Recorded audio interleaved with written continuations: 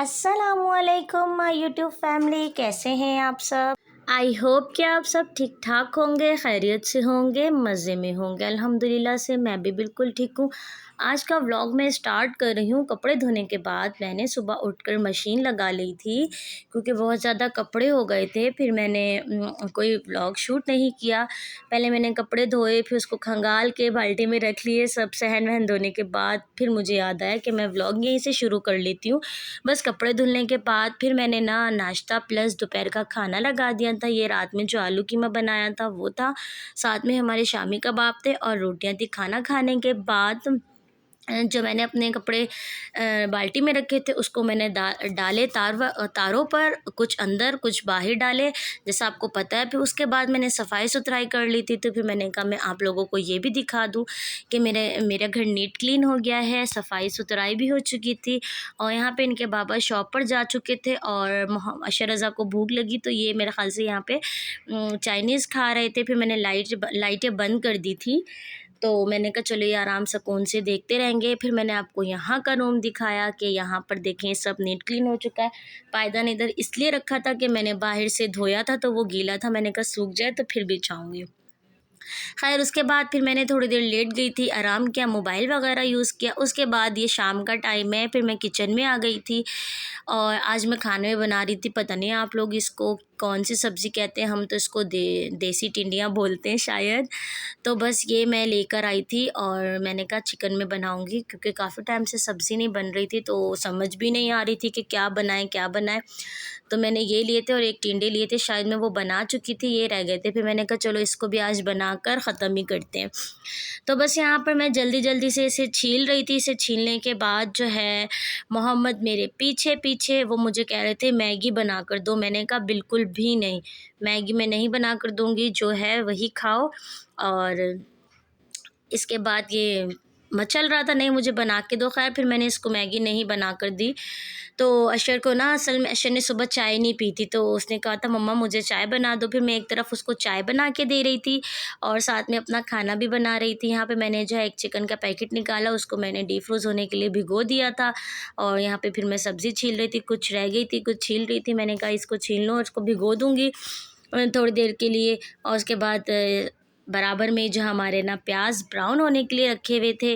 अच्छा मैं ऐसे ही करती हूँ, मैं किचन में खड़े खड़े ही जो है ना सब्ज़ी भी कट कर लेती हूँ और साथ में ना पहले प्याज और चिकन को भी भूनने लग जाती हूँ कि भुनाई अच्छे से हो जाएगी ना। तो बहुत कम ऐसा होता है जब ना दिल हो तो बैठ के तसल्ली से मैं सब्ज़ी वगैरह काट के फिर किचन में जाती हूँ, वरना अदरवाइज़ मैं किचन में ही खड़े खड़े सारे काम कर लेती हूँ। तो जितनी देर में हमारी देखें ना सब्ज़ी कट होगी उतनी देर में हमारा जो है ये चिकन जो है वो ब्राउन हो जाएगा। तो बस फिर मैंने कहा आज मैं इसको नीचे कट करके नीचे रख के कट करती हूँ, जल्दी से ना कट हो जाएंगे, वरना हाथ में ना बड़ा टाइम लग जाता है। क्योंकि मेरी चाय बन रही थी और मुझे भी पीनी थी, अगर मैं इसको सुकून सुकून से काटती फिर मेरी चाय भी ठंडी हो जाती। तो बस फिर यहाँ पे हमारा जो है चिकन ब्राउन हो चुका था। फिर मैंने इसमें अदरक लहसुन का पेस्ट डाला और उसको वापस से भून लिया। उसके बाद यहाँ पे मैं टमाटर काट रही हूँ और फिर टमाटर डाल देंगे, फिर वापस से भुनाई कर लेंगे। बस यहाँ पे मैंने सब्ज़ी धो के जो है टोकरी में रख दी थी कि जब तक इसका जो है ना पानी खुश्क हो जाए। और वैसे भी ये वाली जो सब्ज़ी होती है ना ये थोड़ा अपना पानी छोड़ देती है और इसी के पानी में ही चिकन भी और ये जो सब्ज़ी है ये जो है ना मेल्ट हो जाती है अच्छे से ना। तो बस यहाँ पे हम भुनाई कर रहे थे और साथ में ना जो है चाय भी बन रही थी। फिर मैंने ना आँच, उसकी चाय की आँच ना हल्की कर दी थी। मैंने सोचा जब तक पकने देती हूँ जब तक मैं अपना सालन को जो है ना दम पे नहीं रख देती।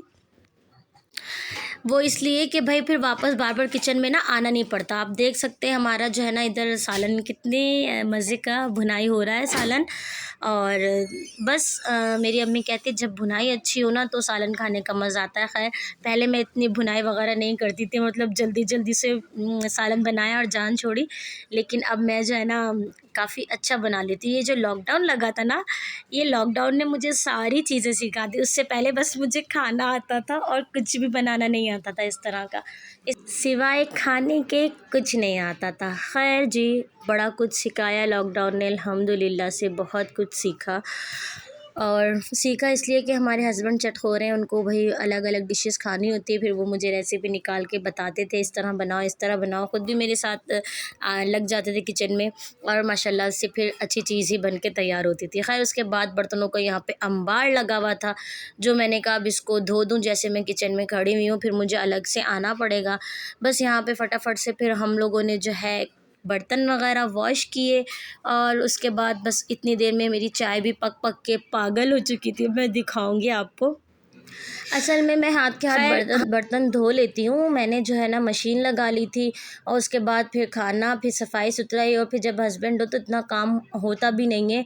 यही होता है कि इनको मैं भेज दूँ एक दफ़ा से, वरना उनकी ये चीज़, ये काम, वो काम। तो बस इसीलिए जो है ना बर्तनों का ढेर लग गया था, वरना हाथ के हाथ ही जो है ना मेरे बर्तन वगैरह धुल जाते हैं।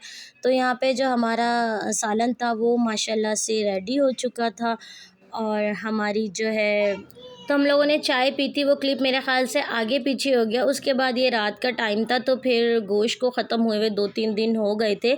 तो मैंने कहा कि यार मैं फ्रिज साफ़ कर लेती हूँ, वरना से जो है ना इसमें जम जाएंगे। तो हुआ ये, आधी फ्रिज साफ़ करने के बाद मुझे याद आया इसमें इतने सारे बर्फ़ के टुकड़े वगैरह थे, ब्लड के भी टुकड़े थे। ज़ाहिर सी बात है बकरा ईद का गोश्त था, ऐसे तो होता है। तो मैंने सब निकाल लिया। फिर मैं जब इसको साफ़ करी थी, मुझे याद आया, फिर मैंने बोला अच्छा रज़ा मोबाइल तो लेकर आओ, हम लोग जो है ना व्लॉग तो बनाया नहीं।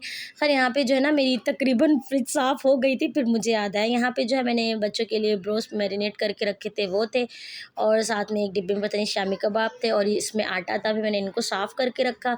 उसके बाद फिर मैंने पानी की बोतलें वगैरह रख दी।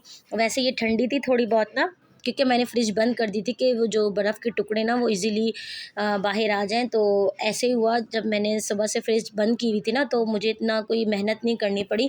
एकदम से बस मैंने परात रखी, उसमें सारे टुकड़े वुकड़े मैंने बर्फ़ के उठा लिए, और जो है ना 2-3 कपड़ों से फिर मैंने सर्फ़ से और इसको अच्छी तरीके से वॉश कर ली। और मैंने एक टिप यूज़ की थी यहाँ पर, उससे ना मतलब जो भी धब्बे वगैरह थे वो सब हट गए थे।